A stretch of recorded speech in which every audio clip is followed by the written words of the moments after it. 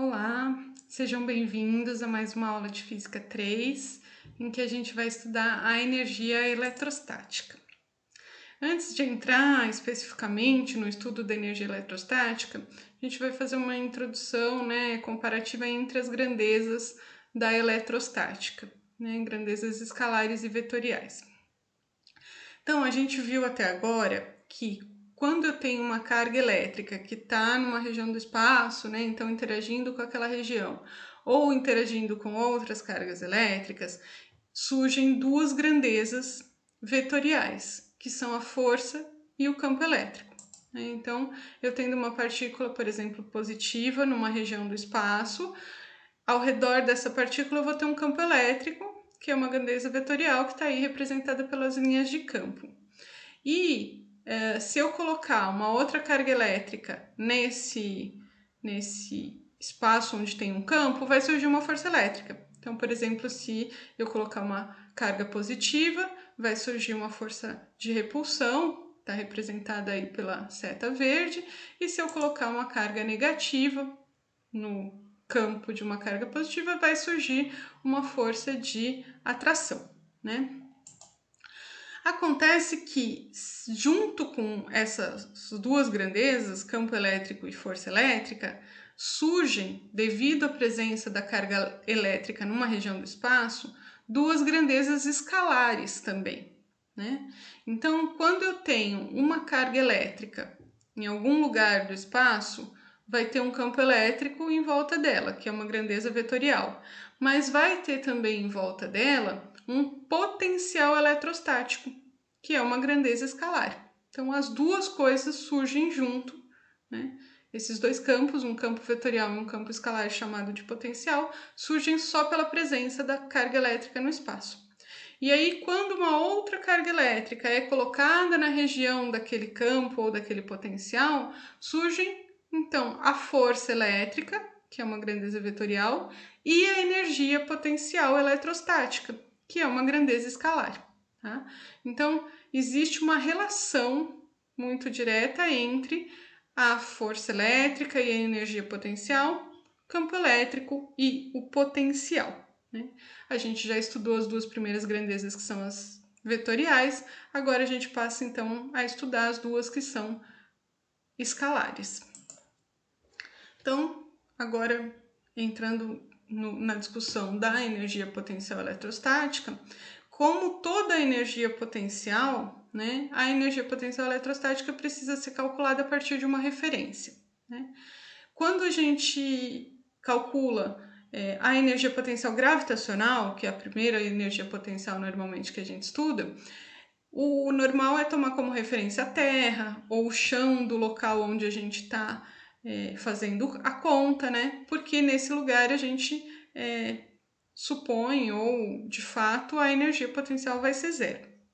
No caso da energia potencial elétrica, eletrostática, o referencial adotado normalmente é o infinito, Porque justamente o fato das duas cargas estarem distantes infinitamente entre si faz com que a energia potencial entre elas seja zero, Então, o infinito é a base, vamos dizer, o referencial mais adotado para o cálculo da energia potencial eletrostática. E aí, então, tomando como base que no infinito essa energia vai ser zero, a gente calcula a energia a uma certa distância entre duas cargas. A unidade no sistema internacional, como para toda energia, é o Joule. Como que a gente faz para achar a expressão matemática, para calcular essa energia potencial eletrostática?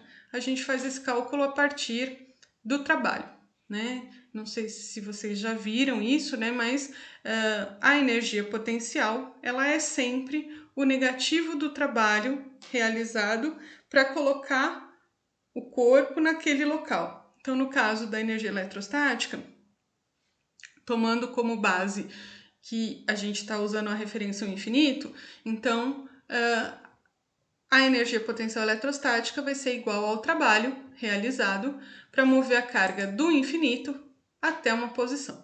Então, matematicamente, o trabalho vai ser trabalho é força vezes deslocamento, né? Então, trabalho da força elétrica para mover a carga do infinito até uma distância, esse R aqui, AB, da outra carga, tá? Então, estou trazendo a carga do infinito até aqui, vou realizar um trabalho. E aí, isso vai corresponder, então, à energia que vai estar acumulada naquela carga.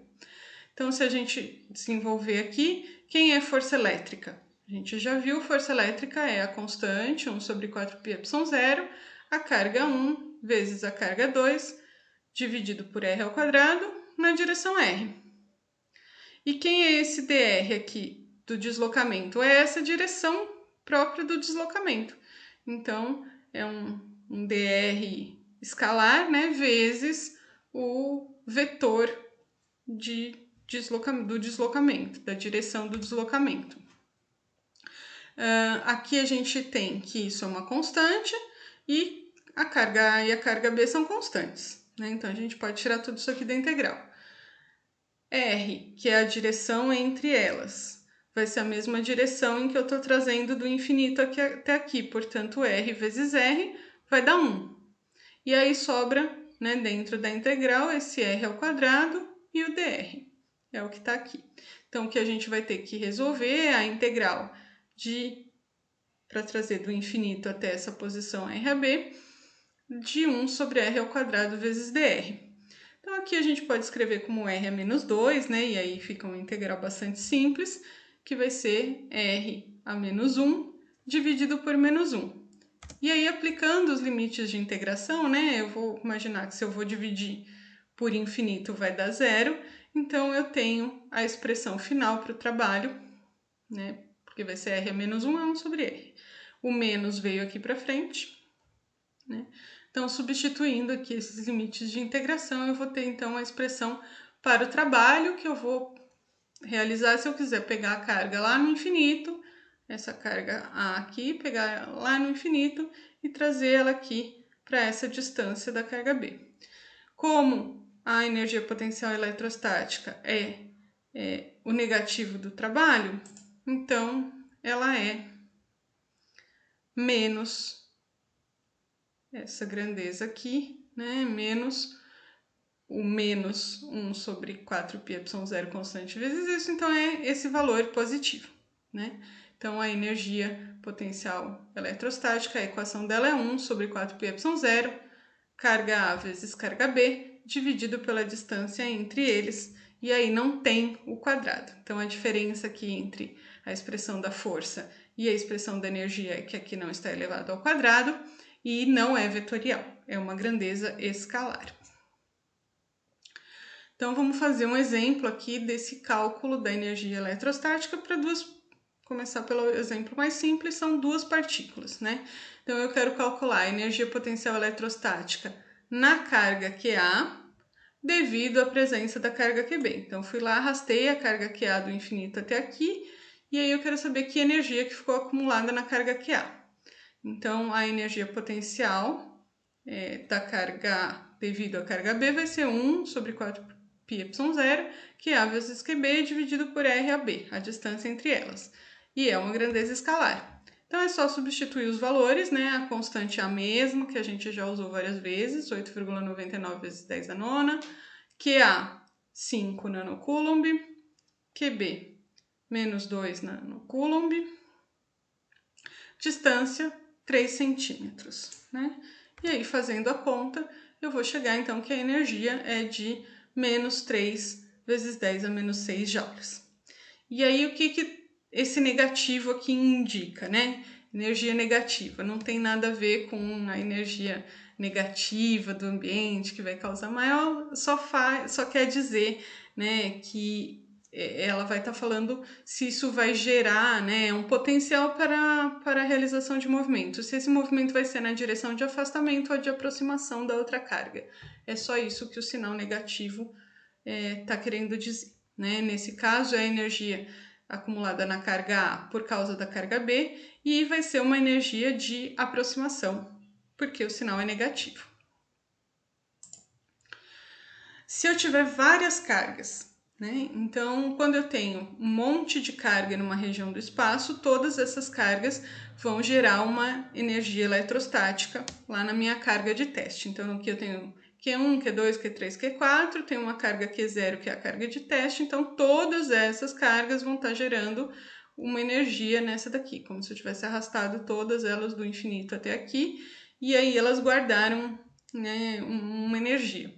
E aí, a energia potencial elétrica total vai ser a soma do que é gerado pela contribuição de cada um. Então, a expressão geral é essa daqui, né?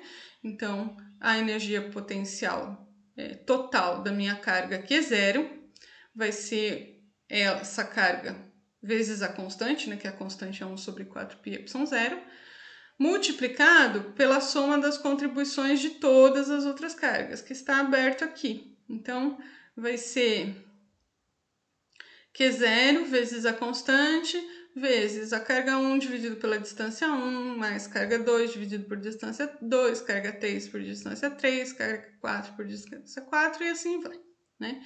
E por serem grandezas escalares, a conta é muito simples. Então, vamos ver um exemplo aqui. Eu vou continuar calculando aqui na carga QA, só que agora é devido a QB e devido a QC, né? Então, aqui eu vou ter, né, simplificando a expressão geral, vou ter simplesmente QB dividido pela distância de A até B e a contribuição da carga B dividido pela distância de A até C, né? Então, substituindo os valores, eu tenho a constante, que é 1 sobre 4πy0, o valor da carga QA, e aí o valor da carga QB dividido pela distância entre A e C, o valor da carga QC é a distância entre A e C. Fazendo as contas, né? Aqui eu faço a divisão, faço a outra divisão, faço essa multiplicação, tenho como resultado final menos 2,7 vezes 10 a menos 7 joules. Então, aqui se a gente for ver, a gente teve um valor também negativo, né? E ele é menor do que o valor calculado para uma só, né? Quando eu tinha só A e B, eu tinha mais energia, né, em módulo. Por quê? Porque como aqui eu tenho uma energia num sentido e aqui eu tenho uma energia num outro sentido, quer dizer, num eu tenho puxando, no outro estou empurrando, então essas energias acabam se subtraindo, né? É uma soma, mas é uma soma que leva em consideração o sinal. Então eu tenho a contribuição de duas cargas dá um resultado menor, né, do que se tivesse uma carga só no espaço gerando essa energia. Além, né, do cálculo, então, na carga QA, quando eu tenho um sistema com várias cargas, eu posso querer saber qual é a energia total desse sistema, né? Então, vamos supor que eu tenho um monte de cargas espalhadas num lugar e aí eu quero saber aquele conjunto de cargas está gerando qual energia, né? Então, essa interação entre todas essas cargas está gerando qual energia total, né?